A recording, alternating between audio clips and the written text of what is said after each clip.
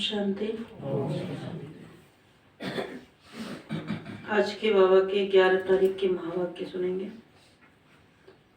आज बाबा ने कहा लंबी मुसाफिरी है, माना लंबी यात्रा है, तो उसको तय करने के लिए बाबा ने कहा त्याग भी जरूरी है,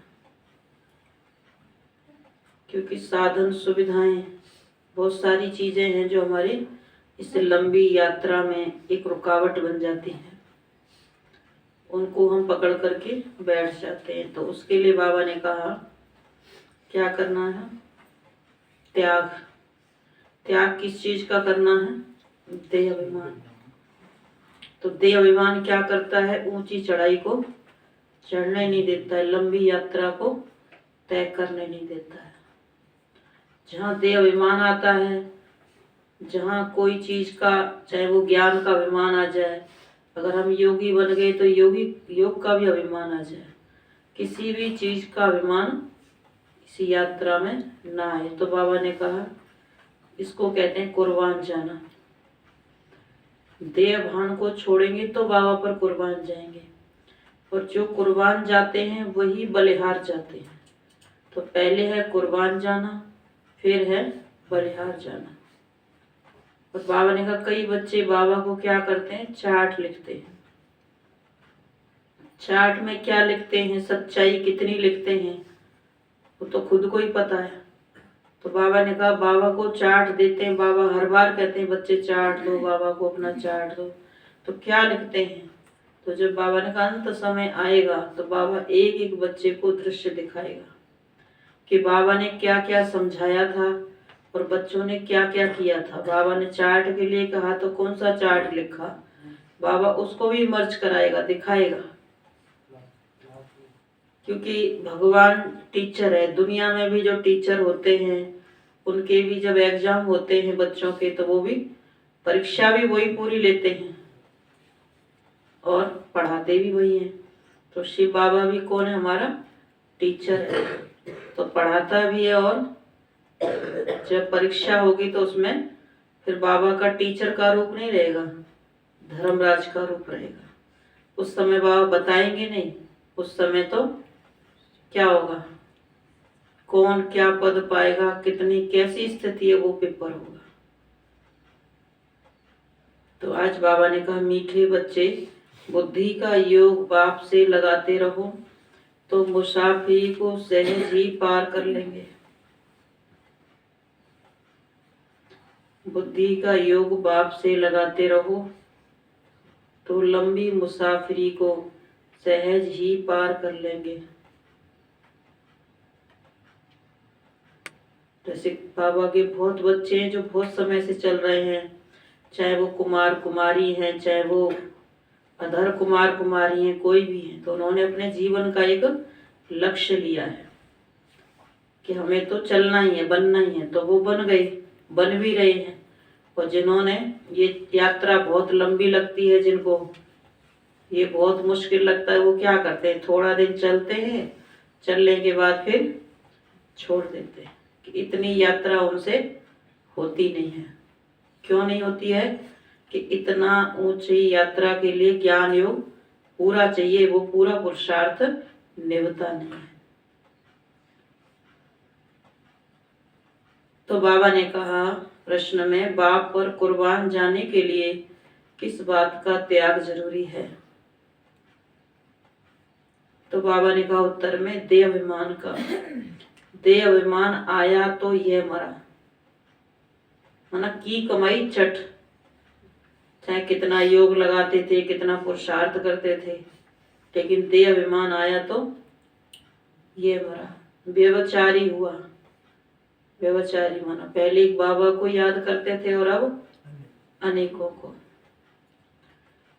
व्यभिचारी हुआ, इसलिए कुर्बान होने में बच्चों का हृदय विदीर्ण होता है। जब देह भान आता है तो बाबा याद नहीं रहता है, और देहधारी याद आते हैं, तो व्यभिचारी याद हो जाती है, फिर याद कमजोर हो जाती है। एक बाबा की याद है वो शक्तिशाली बनाती है, और जो व्यभिचारी याद है अनेकों को याद करते हैं तो वो कमजोर बनाती है। बाबा से दूर करती है। तो व्यभिचारी हुआ, इसीलिए कुर्बान होने में बच्चों का हृदय विदीर्ण होता है। जब कुर्बान हो गए तो उस एक की ही याद रहे, उन पर ही बलिहार जाना है, उनकी ही श्रीमत पर चलना है, उन पर ही बलिहार जाना है, उनकी ही श्रीमत पर चलना है। गीत रात के राई थक मत जाना, सुबह की मंजिल दूर नहीं। ओम शांति। भगवानुवाच, भगवान अपने बच्चों को राजयोग और ज्ञान सिखला रहे हैं। यह कोई मनुष्य नहीं, गीता में लिखा हुआ है। श्री कृष्ण भगवानुवाच।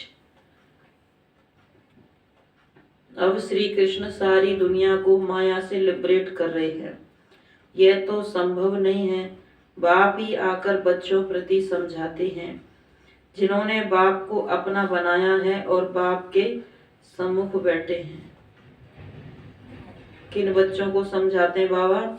जिन्होंने बाबा को अपना बनाया है और बाप के सम्मुख बैठे हैं। श्री कृष्ण को बाप नहीं कहा जा सकता, बाप को कहा जाता है परम पिता परमात्मा। परम धाम में रहने वाला आत्मा इस शरीर द्वारा भगवान को याद करती है। बाप बैठ समझाते हैं कि मैं तुम्हारा बाप परम धाम में रहने वाला हूँ, मैं सभी आत्माओं का बाप हूँ। मैंने ही कल्प पहले भी बच्चों को आकर सिखाया था कि बुद्धि का योग मुझ परम पिता से लगाओ। आत्माओं से बात की जाती है। आत्मा जब तक शरीर में न आई तो आंखों द्वारा देख न सके, कानों द्वारा सुन न सके। आत्मा बिना शरीर, बाबा ने कहा, आत्मा बिना शरीर के जड़ हो जाता है। आत्मा चैतन्य है, गर्भ में बच्चा है, परंतु जब तक उसमें आत्मा ने प्रवेश नहीं किया है तब तक चुरपुर नहीं होती है।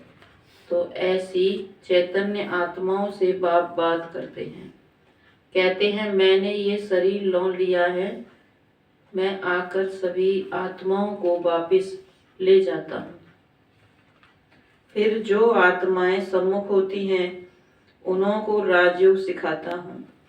राजयोग सारी दुनिया नहीं सीखेगी, कल्प पहले वाले ही राजयोग सीख रहे हैं। अब बाबा समझाते हैं। अब मान लीजिए कोई चीज नई बनानी पड़े तो कितनी मेहनत होती है, तो ऐसे ही बाबा ने कहा कल्प पहले वाले राजयोग सीख रहे हैं।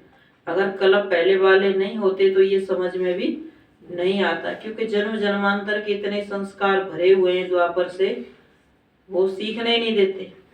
अभी भी पता है संस्कार है अंदर में, उसके बाद भी ज्ञान योग के संस्कार हैं, राजयोग के, फिर भी क्या होता है, इस माया की नगरी में रह रहे हैं तो भी भूल जाते हैं। तो बाप समझाते हैं। अब बाबा समझाते हैं बुद्धि का योग बाप के साथ अंत तक लगाते रहना, इसमें अटकना नहीं है। स्त्री पुरुष होते हैं तो पहले एक दो को जानते भी नहीं हैं। जब दोनों की सगाई होती है फिर कोई 60-70 वर्ष भी इकट्ठे रहते हैं तो सारी जीवन जिस्म को याद करते हैं। वह कहेगी ये मेरा पति है, वह कहेगा ये मेरी पत्नी है।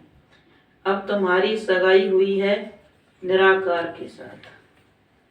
निराकार बाप ने ही आकर सगाई कराई है। कहते हैं कला पहले माफिक तुम बच्चों की अपने साथ सगाई कराता हूँ। मैं निराकार इस मनुष्य सृष्टि का बीज रूप हूँ। सभी कहेंगे कि यह मनुष्य सृष्टि गॉड फादर ने रची है, तो तुम्हारा बाप सदैव परम धाम में रहते हैं। अभी कहते हैं मुझे याद करो। मुसाफरी लंबी होने के कारण बहुत बच्चे थक पड़ते हैं। बुद्धि का योग पूरा लगा नहीं सकते। माया की बहुत ठोकरें खाने से थक पड़ते हैं, मर भी पड़ते हैं, फिर हाथ छोड़ देते हैं। कल अब पहले भी ऐसे ही हुआ था। यहाँ तो जब तक जीना है तब तक याद करना है। स्त्री का पति मर जाता है तो भी याद करती रहती है। यह बाप व पति ऐसे छोड़कर जाने वाला नहीं है। कहते हैं मैं तुम सजनियों को साथ ले जाऊंगा, परंतु इसमें समय लगता है, थकना नहीं। पापों का बोझा सिर पर बहुत है, क्योंकि इस दुनिया का दुख देखा नहीं जाता है तो कहेंगे भगवान इस दुनिया से ले चलो, क्योंकि सिर पर पापों का बोझा बहुत है। वो योग में रहने से ही उतरेगा। योग ऐसा हो जो अंत में बाप व साजन के सिवाय और कोई याद न पड़े। मान लीजिए बाबा के ज्ञान योग में चल रहे हैं, उसके बाद भी टेंशन, तनाव, समस्याएं ये सब इतनी बढ़ रही हैं जो आत्मा को कमजोर कर रही हैं। तो हमें अपने को योग को ठीक करना है। अगर उस समय हम योग ठीक ना करके इधर उधर और किसी का सहारा लेते हैं तो हमारे पुरुषार्थ में और बाधा पड़ती है और हमारी समस्या बढ़ेगी, घटेगी नहीं। और ऐसे समय पे अगर हम बाबा का सहारा लेते हैं, योग का सहारा लेते हैं, तो हमारा बाबा के साथ का अनुभव बढ़ेगा और बाबा के नजदीक जाएंगे, समीपता का अनुभव होगा। एक बच्चा होता है, जब उसको डर लगता है तो माँ की तरफ जाता है। तो इसी तरह परमात्मा कौन है? हमारा माता पिता है। जब भी बात कोई समस्या कुछ हो तो हमें कहाँ जाना चाहिए? शिव बाबा की तरफ। तो शिव बाबा से क्या होगा?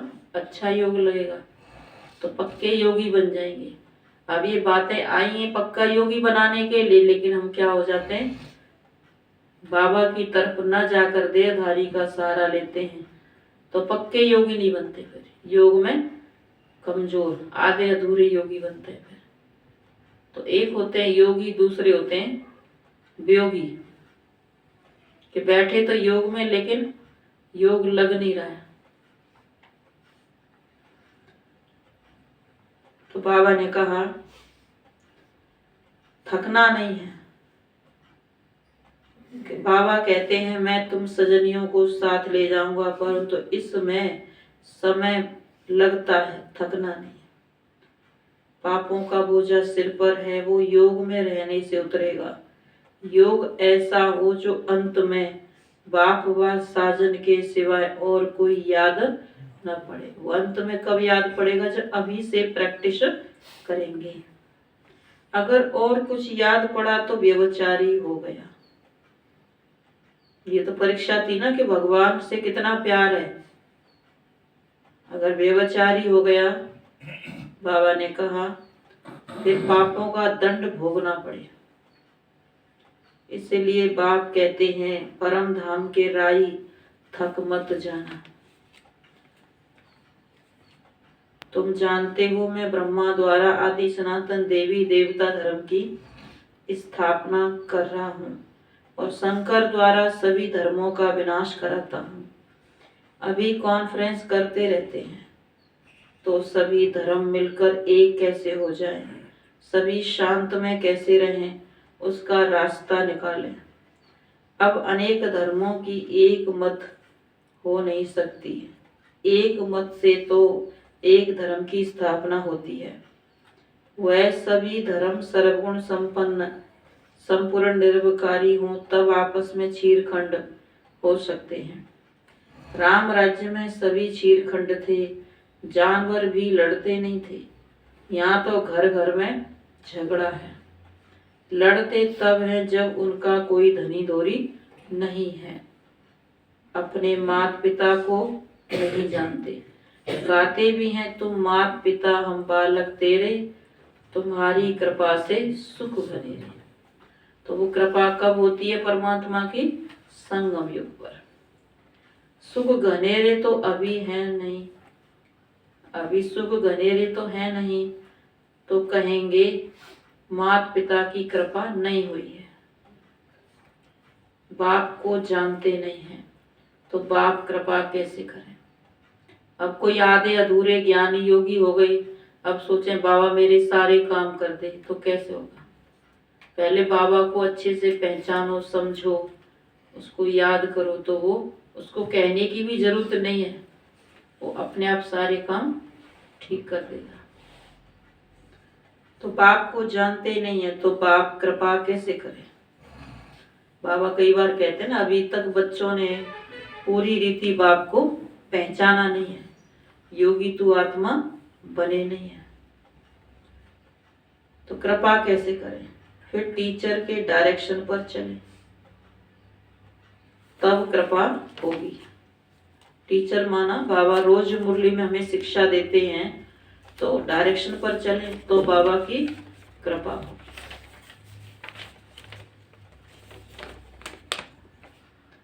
वह तो कह देते हैं सर्वव्यापी है, तो कौन कृपा करे। कृपा लेने वाला और करने वाला दोनों चाहिए। स्टूडेंट पहले तो आकर टीचर के पास पढ़े, यह कृपा अपने ऊपर करे। बाबा की कृपा कब होगी, जब टीचर से शिव बाबा से पढ़े, यह कृपा अपने ऊपर करे। अब बाबा की पढ़ाई के लिए कितने बहाने बना देंगे, 100 बहाने बना सकते हैं, ये कारण है वो कारण है, लेकिन एक कृपा अपने ऊपर करना तो 100 बहाने खत्म। तो भी कल्याण तो कृपा करने से होगा, बहाने से तो होगा ही नहीं। लेकिन जब ये बात समझ में आएगी तब क्या होगा, बहुत देर हो चुकी होगी, फिर पश्चाताप के अलावा कुछ भी हाथ में नहीं आएगा। बाबा कह रहा है अभी कृपा करो तो अभी करनी है। कृपा माना कर और पा, तो अभी करेंगे तो अभी पाएंगे। तो ये कृपा अपने ऊपर करें, फिर टीचर के डायरेक्शन पर चलें। पुरुषार्थ कराने वाला भी चाहिए। कह देते हैं ना बाद में करेंगे, कल करेंगे, फिर करेंगे, तो बाबा कहते हैं कि ये बाप भी है, टीचर भी है और सतगुरु भी है। एक की कृपा हुई माना तीनों की कृपा हुई। उनको परम पिता, परम शिक्षक, परम सतगुरु भी कहा जाता है। बाप कहते हैं मैं कल्प कल्प यह स्थापना का कार्य करता हूँ, कराता हूँ, पतित दुनिया को पावन दुनिया बनाता हूँ। वर्ल्ड ऑलमाइटी अथॉरिटी है ना, तो वर्ल्ड अथॉरिटी का राज्य कायम करते हैं। सारी सृष्टि पर एक ही लक्ष्मी नारायण का राज्य था, उनकी ऑलमाइटी अथॉरिटी थी, वहां कोई लड़ाई झगड़ा हो न सके। भगवान भगवती श्री लक्ष्मी नारायण का राज्य था तो कोई लड़ाई झगड़ा कर न सके। वहां माया ही नहीं है, है ही golden age, silver age. Satyayug Treta दोनों को स्वर्ग अथवा बैकुंठ कहेंगे। सभी गाते हैं चलो वृंदावन भजो राधे गोविंद, जाते तो कोई कहीं नहीं। तो बाबा ने कहा फिर सिर्फ याद करते रहते हैं। अब वो तो माया का राज्य है, सभी रावण की मत पर है। देखने में तो बड़े बड़े मनुष्य अच्छे आते हैं, बड़े बड़े टाइटल मिलते हैं। थोड़ी जिस्मानी हिम्मत दिखावे व अच्छा कर्म करते हैं तो टाइटल मिलते हैं। समाज के लिए थोड़ा अच्छा कर्म करते हैं तो बड़े बड़े टाइटल मिल जाते हैं। कोई को डॉक्टर ऑफ फिलोसफी, कोई को क्या, ऐसे ऐसे टाइटल देते रहते हैं। अभी तुम हो ब्राह्मण, बाबा ने कहा तुमको किसने टाइटल दिया है, स्वयं परमात्मा ने। तुम हो ब्राह्मण, इसलिए दुनिया में ब्राह्मणों को सबसे ऊंचा मानते हैं, तो सारे काम जो भी होते हैं वो ब्राह्मणों से ही कराते हैं। बरोबर भारत की सर्विस में हो। बाबा ने कहा ना सबसे बड़ी सेवा ब्राह्मणों ने की है। भारत को क्या बना दिया, भारत की सर्विस की, स्वर्ग बना दिया नरक को। तुम दैवी राजधानी स्थापन कर रहे हो, भारत की सर्विस में हो। ऐसे ऐसे टाइटल देते रहते हैं। अभी तुम हो, बाबा ने कहा बरोबर भारत की सर्विस में हो, तुम दैवी राजधानी स्थापन कर रहे हो। जब स्थापना हो जाएगी तब तुमको टाइटल्स मिलेंगे, अभी मिला नहीं है। जब स्थापना हो जाएगी तब टाइटल मिलेंगे। सूर्यवंशी राजा रानी, चंद्रवंशी राजा रानी, फिर तुम्हारा राज्य चलेगा। वहां कोई को टाइटल नहीं मिलता, वहां दुख की कोई बात ही नहीं है। तो कोई का दुख दूर करे, बाबा ने कहा कोई दुख की बात नहीं है जो कोई का दुख दूर करे, वह बहादुरी दिखाए। जो टाइटल मिले, जो रस्म रिवाज यहाँ होती है वह वहां नहीं होती है। जो कोई, बाबा ने कहा, ना लक्ष्मी नारायण इस पति दुनिया में आ सकते। इस समय कोई भी पावन देवता नहीं है, यह है ही पतित आसुरी दुनिया। अनेक मत मतांतर में मूझ गए हैं, यहाँ तो एक ही श्रीमत है जिससे राजधानी स्थापन हो रही है। हाँ, चलते चलते कोई को माया का कांटा लग जाता है।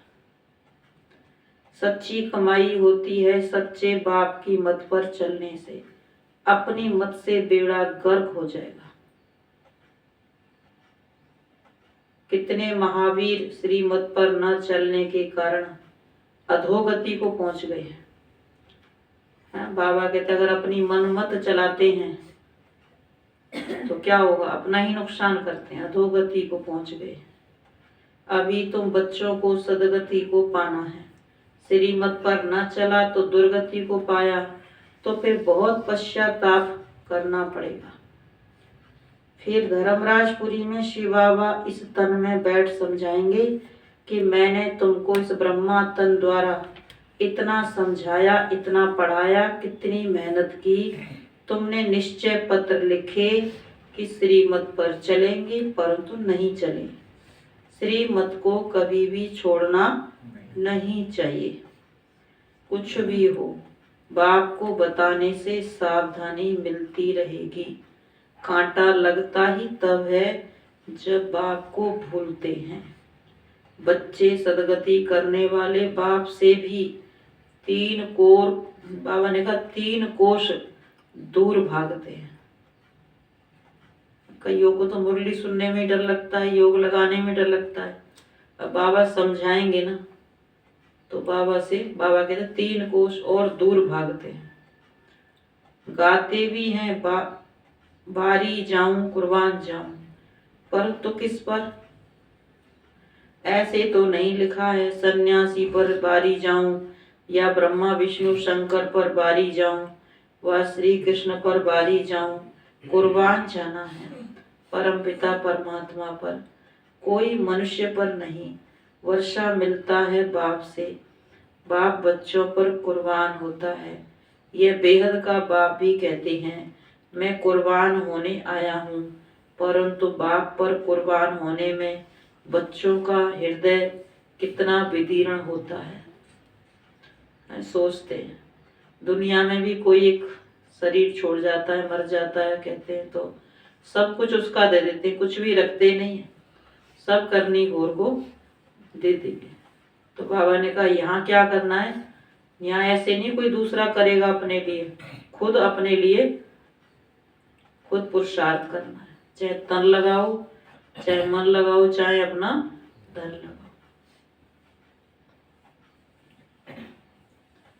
यह बेहद का बाप भी कहते हैं मैं कुर्बान होने आया हूँ, परंतु बाप पर कुर्बान होने में बच्चों का हृदय कितना विदीर्ण होता है। पता है कितने साल चल करके फिर भी छोड़ के चले जाते हैं। भगवान का बनने में क्या होता है, हृदय विदीर्ण होता है।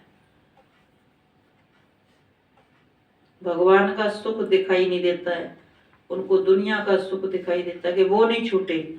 भगवान का सुख छूट जाए, वर्षा छूट जाए कि जन्मों का, लेकिन दुनिया का एक जन्म का इतना प्यारा लगता है, उसको नहीं छोड़ सकते। तो बाबा कहते हैं बच्चों का हृदय विदीर्ण होता है बलिहार जाने में, उन पर बलिहार जाना चाहिए। अब नाटक पूरा होता है, अब हमको वापिस जाना है। बाकी मित्र संबंधी आदि तो सब कब्र दाखिल होने, उनको क्या याद करेंगे। इसमें अभ्यास बहुत चाहिए। गाया भी हुआ है, चढ़े तो चाखे अमृत रस, गिरे तो चकनाचूर। जोर से गिरते हैं तो वर्षा गवा देते हैं। ऐसे नहीं स्वर्ग में नहीं आएंगे, परंतु राजा रानी बनने और प्रजा बनने में फर्क तो है ना। यहाँ का भील भी देखो, मिनिस्टर भी देखो, फर्क है ना। इसलिए पुरुषार्थ करना है। कोई गिरते हैं, बाबा ने कहा कोई गिरते हैं तो एकदम पतित बन जाते हैं। श्रीमत पर न चले तो, श्रीमत पर नहीं चल नहीं पाते तो माया नाक से पकड़ एकदम गटर में डाल देती है। अब बाबा के तो बन गए, अगर श्रीमत पर नहीं चल रहे तो बाबा क्या करेगा ऐसे बच्चों का? तो फिर माया भी छोड़ेगी नहीं, तो माया पकड़कर गटर में डाल देती है। बाप दादा का बनकर फिर ट्रेटर बना, गोया उनका सामना करना। ट्रेटर क्या बन जाते हैं? बाबा के बच्चों का ही सामना करने लग जाते हैं। इसीलिए बाप कहते हैं कदम कदम पर संभाल करना है, कदम कदम पर संभाल कर चलो। अब माया का अंत होने वाला है, और माया भी अपना पूरा जोर लगाएगी, किसी भी तरह से हराए, किसी भी रूप में आएगी, क्योंकि अंत समय है। जब कोई चढ़ाई पर चढ़ता है तो क्या कहेंगे कि चढ़ गए, अब थोड़ा सा बाकी रह गया। तो बाबा ने कहा माया बहुतों को गिराती है, इसलिए बच्चों को बहुत खबरदार रहना है। रास्ता जरा लंबा है, पद भी बहुत भारी है। अगर ट्रेटर बना तो सजा भी भारी है।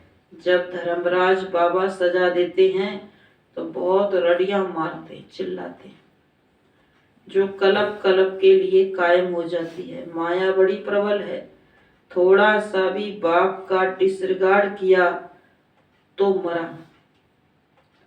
गाया भी हुआ है, सतगुरु का निंदक ठोर न पाए। काम वश क्रोध वश उल्टे काम करते हैं, गोया बाप की निंदा कराते हैं और दंड के निमित्त बन जाते हैं। अगर कदम कदम पर पद्मों की कमाई है तो पद्मों का घाटा भी है।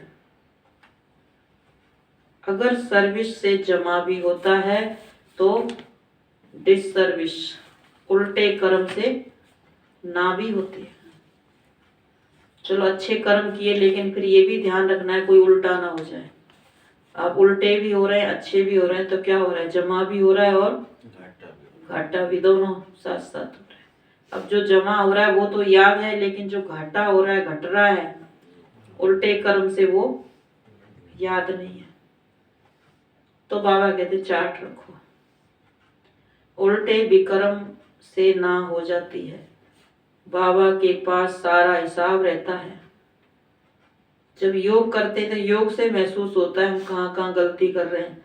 अब योग लगता ही नहीं है, इतना योग नहीं लगता है जो अपने आप को महसूस कर सके, रियलाइज कर सके। तो बाबा ने कहा बाबा के पास सारा हिसाब रहता है। अब सम्मुख पढ़ा रहे हैं तो सारा हिसाब जैसे उनकी हथेली पर है।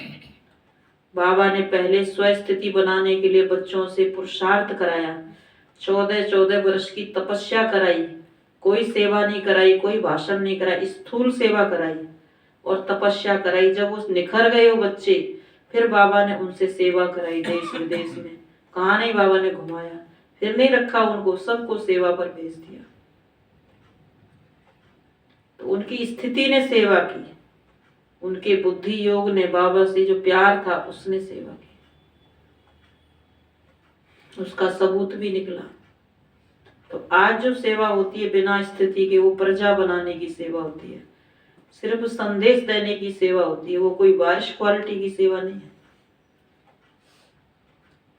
तो बाबा कहते हैं अब सम्मुख पढ़ा रहे हैं तो सारा हिसाब जैसे उनकी हथेली पर है। बाप तो कहेंगे सल कोई बच्चा शिव बाबा का डिसरिगार्ड ना करे। बहुत विक्रम बनते हैं, डिसरिगार्ड करने से बहुत विक्रम बनते हैं। यज्ञ सेवा में हड्डी हड्डी देनी पड़ती है। बाबा कहते हैं अगर तन से सेवा नहीं करेंगे तो ये विक्रम विनाश नहीं होंगे। अगर आपने वाणी से सेवा की तो सिर्फ एक मुख की सेवा हुई, बाकी कर्मेंद्रियां तो पवित्र नहीं बनी। अगर शरीर से सेवा की, स्थूल सेवा की, तो उसमें सारी समय शक्ति, श्वास, तन, मन पूरा लगा, तो पांचों कर्मेंद्रियां पवित्र बनी। लेकिन स्थूल सेवा को महत्व तो कम देते हैं, क्योंकि उसमें क्या है, मेहनत लगती है। और फिर गायन किसका होता है, दधीची ऋषि। तो वो कौन था, वो बाबा के बच्चे, जैसे ब्रह्मा बाबा। सबसे बड़ा दधीची ऋषि कौन था, ब्रह्मा बाबा, जिसने अपना तन मन धन समय श्वास संकल्प सबसे बलिहार गया, पीछे मुड़ के देखा नहीं किसका क्या होगा, किसके लिए क्या करना है। जो कुछ करना है भगवान के लिए करना है।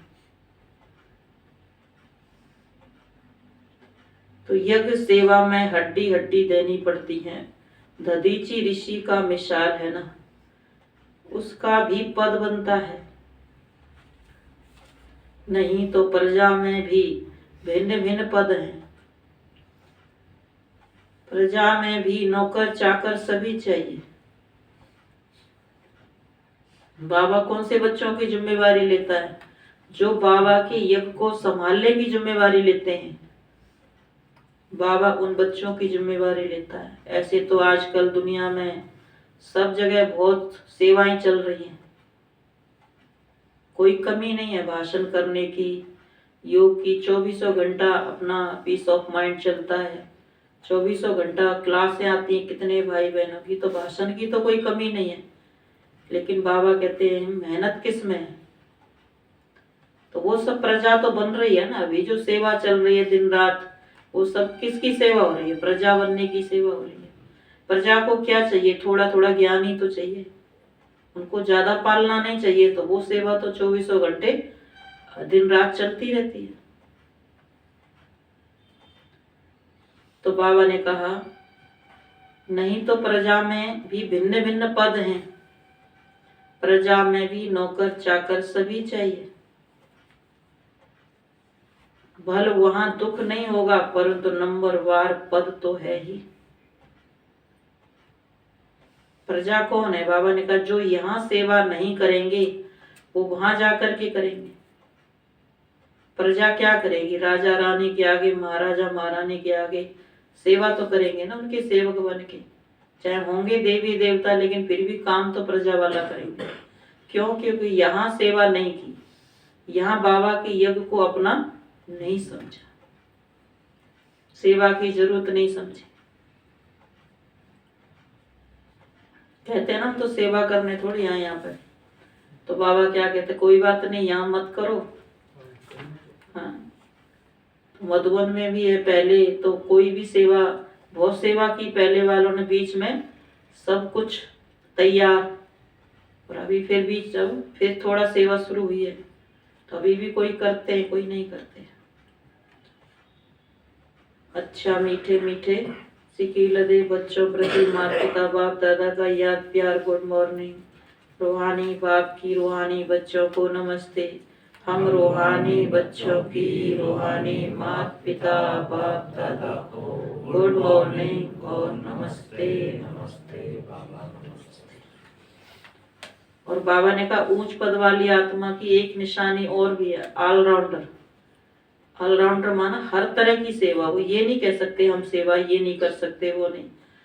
जैसे ब्रह्मा बाबा ने हर तरह की सेवा की, तो बाबा का पद सबसे ऊंचा हुआ। फिर संस्कार तो आत्मा के अंदर भरे हुए हैं ना, जन्म जन्मांतर के, तो उनको हमें याद करना है। कल्प पहले भी तो मैंने ये किया था ना, तो वो संस्कार इमर्ज हो जाते हैं कल्प पहले वाले। मुख्य सार है धारणा के लिए, याद की यात्रा में थकना नहीं है। ऐसी सच्ची याद का अभ्यास करना है।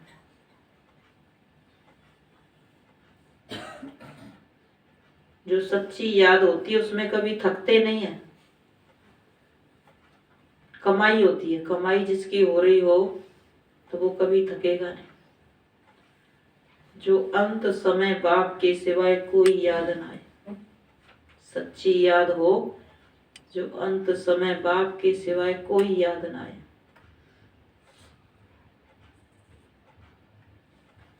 दूसरी पॉइंट है, सच्चे बाप की मत पर चल, सच्ची कमाई करनी है।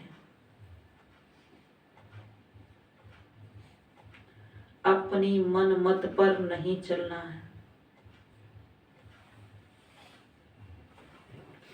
सतगुरु की निंदा कभी नहीं करानी है। काम क्रोध के बस कोई उल्टा काम नहीं करना है। वरदान, संकल्प शक्ति द्वारा हर कार्य में सफल होने की सिद्धि प्राप्त करने वाले सफलता मूर्त भव। संकल्प शक्ति द्वारा हर कार्य में सफल होने की सिद्धि प्राप्त करने वाले सफलता मूर्त भव।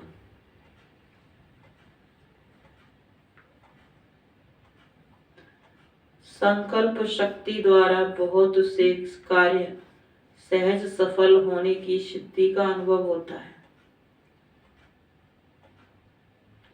जैसे स्थूल आकाश में भिन्न भिन्न सितारे देखते हो, ऐसे विश्व के वायुमंडल के आकाश में चारों ओर सफलता के चमकते हुए सितारे तब दिखाई देंगे जब आपके संकल्प श्रेष्ठ और शक्तिशाली होंगे। सदा एक बाप के अंत में खोए रहेंगे। आपके ये रूहानी नयन, रूहानी मूर्त दिव्य दर्पण बनेंगे। ऐसे दिव्य दर्पण ही अनेक आत्माओं को आत्मिक स्वरूप का अनुभव कराने वाले सफलता मूर्त होते हैं। स्लोगन, निरंतर ईश्वरीय सुखों का अनुभव करने वाले ही बेफिक्र बादशाह। निरंतर ईश्वरीय सुखों का अनुभव करने वाले ही बेफिक्र बादशाह।